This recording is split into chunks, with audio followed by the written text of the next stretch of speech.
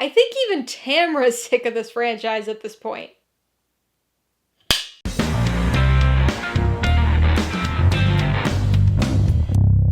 Hey everybody, welcome to Mainly Movies. Today I'm going to be ranking the 4 movies in the Strangers franchise as part of my franchise Rankography series. If you're new here, please consider subscribing for a variety of movie-related content like reviews, rank lists, and recommendations. So what is a Rankography exactly? Well, it's my ranking of a filmography, whether that be a director's output, an actor's appearances, or even an entire franchise. My rankographies are based on personal preference, and I rank movies according to how much I enjoyed them, rather than any specific technical merit or attribute. Remember, this is just my ranking, not the ranking, so be sure to post your own personal ranking of the Strangers franchise in the comments below. There are some franchises that really should have never become franchises. They should have stayed just as a single one-and-done movie. I'm sure this case could be made for a lot of franchises, especially within the horror genre, but this particular film franchise is, pardon the pun, one of the strangest examples of this. We've got an original film that was underappreciated on initial release, but grew to be a bit of a sleeper hit and now sort of a cult favorite. Then we've got a Name Alone sequel that came 10 years later and goes in a completely different direction than its predecessor. And now we've got 2/3 of a bizarre rebooted trilogy consisting of a remake of the original and then a filler movie. A strange franchise indeed. I've already reviewed all 4 of these movies on this channel, so if you want to check those out for some more in-depth thoughts on each of them, I'll put links in the description below and also link them up in the cards as we go along. Alright, let's get this rankography started. Coming in at number 4, The Strangers, Chapter 1. Well, I have a feeling that this placement isn't going to surprise many people. Say what you will about the original movie or the sequel, love them or hate them, but no matter what, they will absolutely always come out on top of this film and the rest of the reboot trilogy. This is just a strange movie on so many levels. Chapter 1 is the unclearly defined start of a trilogy of movies that were, unfortunately for us, filmed concurrently. It's not a sequel, it's not a prequel, it's sort of a rehashed reboot, a remake, some sort of monstrous reboot make. It does change a few superficial things about the original film, so it's not a shot-for-shot facsimile, but it does replicate all of the plot beats in basically the exact same order. There's far more deja vu with this film than a typical remake, and unfortunately, a lot more disappointment too. This film was able to replicate the basic story, but for whatever reason, it was unable to replicate the tension. There's no suspense here, no dread, just a boring movie that loses the sense of realism and the "this could really happen" quality of the original film. What it doesn't lose, however, are the dumb characters. Although the original film's characters felt like they could be real people, they still did a lot of stupid stuff and made some very poor choices. But this installment ramps up that idiocy tenfold. These characters have absolutely no sense of self-preservation. They don't feel like real people, so they have unconvincing reactions to everything that happens to them. Either having essentially no response to somebody coming through a door with an axe, or having an excessive response to something minimal. They're super loud when they need to be quiet. They're constantly dropping their guard and weapons in order to comfort each other when they're still very clearly in danger. They miss every blatant opportunity to escape or kill their attackers. These are just the dumbest horror characters I've seen in a long time, and it makes you genuinely not care about them at all. In fact, you almost want to root for the strangers, if they weren't also so dumb. I had hoped the rest of the sequels would somehow recontextualize this movie and make it slightly more worthwhile, but that's seemingly less and less likely, and as it stands, this is just an awful film that really can't justify its own existence. Coming in at number 3, The Strangers, Chapter 2. I've got to admit, it feels weird not putting this movie at the very bottom of the ranking, because honestly, it doesn't feel like it belongs anywhere else. And maybe in some other franchise, a movie that could barely eke out a 1.5 paw rating from me would be bringing up the rear, but sadly, I think Chapter 1 just barely beats this one out to be crowned the lowest of the low. That said, I think both of these movies are pretty terrible, and are just about as bad as one another. To be fair, the second film in poorly planned trilogies like this are always a bit rough. They're essentially stepping stone movies, taking us from the first film to the way too drawn out conclusion of the third film.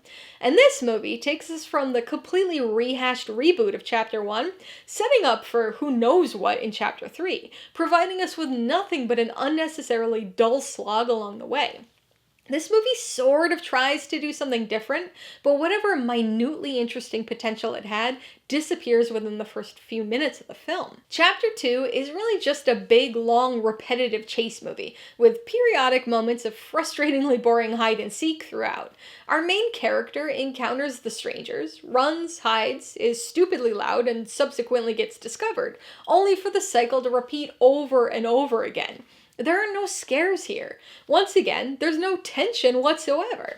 Just dumb character decisions, amateurish editing, unconvincing performances, and a weird CGI sequence thrown in for bad measure. As with every sequel, remake, reboot, or what have you in this franchise, this movie once again fails to realize what made the original film work. The most egregious instance of that here is the baffling decision to include flashback sequences that provide backstory for the strangers. This removes whatever mystery still remained about these characters. The fear of the unknown, of the stranger, vanishes. They become knowable characters, and so their fear-inducing power is instantly stripped away, leaving behind only their repetitively boring storyline. What are we even doing at this point with this franchise? I can't believe we have to do this again for a third time next year. Coming in at number 2, The Strangers, Pray at Night. It's wild how this movie almost seems good after having seen the newest installments. Maybe that was the plan all along. But no, we can't be tricked. This one is still not good, just not quite as bad as chapters 1 and 2. Apart from the masked trio of blade-wielding psychopaths, there is nothing that this film has in common with the original movie. It's really a sequel in name alone, and I'll admit that I probably would have been slightly more forgiving of it if it had just tried to stand alone as its own thing. But as a sequel to The Strangers, it's a massive disappointment. This film drops the home invasion thriller aspect of the original, and all of the suspense that came along with it, instead opting for a much more generic slasher approach.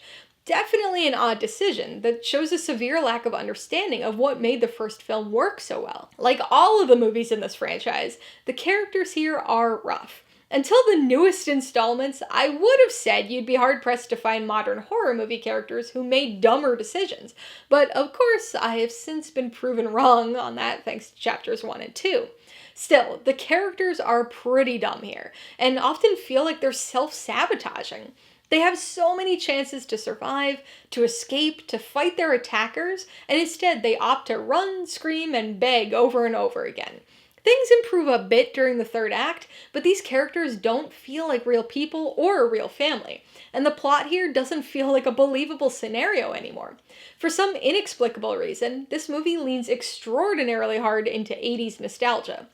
This movie's set in modern times, but you'd never guess it with the constant 80s pop hits blasting, all the slasher movie references, the synthy score, the very frequent use of slow zooms. It's really just a big homage fest without an identity of its own. At least it's an homage fest with some nice cinematography and a handful of memorable set pieces. So that means my number 1 Strangers film is The Strangers. Whew, it's not often that I rank a film where I only like one movie. I'm just glad we have this one. The Strangers is an interesting case, because I think a lot of the things you might initially think of as cons in any other movie are actually among this film's assets. Perhaps the biggest example of this is its simplicity. This is a very by-the-books home invasion thriller, with an extremely simple plot. There's nothing fancy going on here, no crazy twists or complex backstories. It's just a couple being terrorized by masked intruders after a random 4 a.m. knock on the door. But the tension and suspense that comes from that simplicity is key. This isn't some sort of ghost story or a film with unbelievably pieced together motivations and coincidences. Instead, it's a scenario that feels like it could actually happen. It feels like you're watching your neighbors down the street or your friends, and it certainly makes you think twice about opening the door. The characters make some dumb decisions, as per usual with this franchise, but Kristen and James are easily the best protagonists of the series. They feel like real people with normal, everyday problems who just happen to find themselves in this random, horrible situation. There's not a ton of characterization to them, but I think that really works in the film's favor. They're essentially blank canvases that you can project yourself onto. So you can imagine what you would be doing in the situation, and it just makes it all the more unsettling. The strangers themselves are also at a franchise best here, again, because they don't really have any sort of defined personality. They remain an enigma throughout the film, and we never even see them without their masks on. There's a simple sense of realism to the bleak, random brutality of it all, that, when combined with some really strong sound design, makes for a surprisingly effective horror movie. Alright, so that's my rankography of the Strangers franchise. 4 movies, 3 strangers, and only 1 Tamra. What does your ranking look like? I'd love to see some reasoning for your order, so be sure to post it in the comments below. Remember, I've already reviewed all 4 of these movies, so you can check those videos out if you want some more in-depth discussion of each, as well as my ratings, pros and cons, and even tailored film recommendations. And if you're interested in buying any of these movies, I do have affiliate links for all of them in the description below. I get a small commission from anything you buy using one of my links, so I'd really appreciate it if you'd use them if you're in the market for any of these movies or anything else. Alright, so if you got some enjoyment, insight, or information out of this rankography, I'd appreciate it if you'd hit that like button. And if you haven't done so already, please hit subscribe while you're at it to see more videos like this, as well as movie reviews. Till next time, this has been Alyssa with Mainly Movies, the way life should be.